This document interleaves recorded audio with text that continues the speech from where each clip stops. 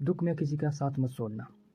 एक बार एक शिकार करने के लिए जंगल में पहुंचा। उसने अपने तीर पर बहुत ही खतरनाक जहर लगवाया और शिकार को निशाना बनाकर उसने तीर को छोड़ा, लेकिन वह तीर सूख गया और तीर एक पेड़ पर जाकर लगा। वह बहुत ही हरा भरा और बहुत ही सारे तोते उस पर रहते थे। जैसे ही वह जहरीला तीर उस पेड़ पर जाकर लगा, वह पेड़ धीरे धीरे सूखने लगा और उस पेड़ के जो भी तोते रहते थे वह एक एक करके पेड़ को छोड़कर जाने लगे। उस बड़े से पेड़ में कोटर में बहुत ही बूढ़ा तोता रहता था, जो बहुत ही धर्मात्मा और ऐसे मन का था। सभी तोते उस पेड़ को छोड़कर जाने लगे, लेकिन वह बूढ़ा तोता जाता था, दाना लेकर आता था, उसी कोटर में आकर बैठ जाता था, परंतु उस पेड़ को छोड़ने को तैयार नहीं था। वो बूढ़े तोते साथियों ने कई बार आकर समझाया कि पेड़ सूख रहा है और किसी दिन गिर जाएगा, चलो किसी और पेड़ पर चलकर रहता है, परंतु वह बूढ़ा तोता वह जाने को तैयार नहीं हो रहा था। अब ये बात देवराज इंद्र तक पहुंची और बताया कि एक तोता वह जिस पेड़ पर रहता है, उस पेड़ पर एक जहरीला तीर लगने के कारण सूखने और गिरने और खत्म होने के कगार पर आ रहा है, परंतु पहुंचा है और बूढ़ा तोता अभी भी वहीं पर रह रहा है। वह दाना लेकर आता है और वहीं पर रहता है, जबकि उस जंगल में बहुत सारे पेड़ है, लेकिन वह उस पेड़ पर रह रहा है। देवराज इंद्र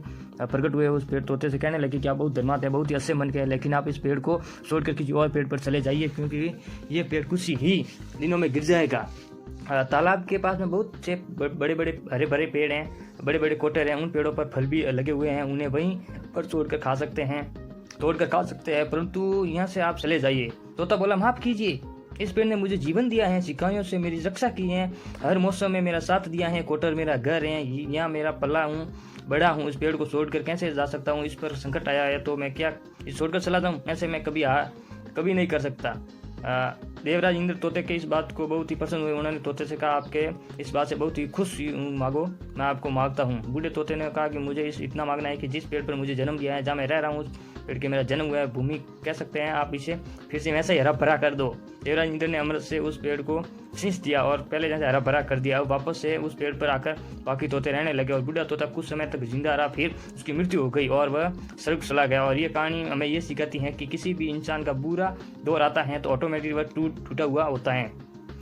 किसी के सहारे की जरूरत होती है, किसी की आवश्यकता होती है। अगर आप ऐसे समय में उसे छोड़कर चले जाएंगे तो उससे बात नहीं करेंगे तो मुंह मोड़ लेंगे तो आपको बुरा कोई नहीं होगा, क्योंकि आप किसी के सुख का साथी बने या ना बने, लेकिन आपको हमेशा किसी दुख का साथी जरूर बनना चाहिए। तो दोस्तों, ये कहानी हमें ये सिखाती है कभी किसी के दुख में और संकट में सहायता करें।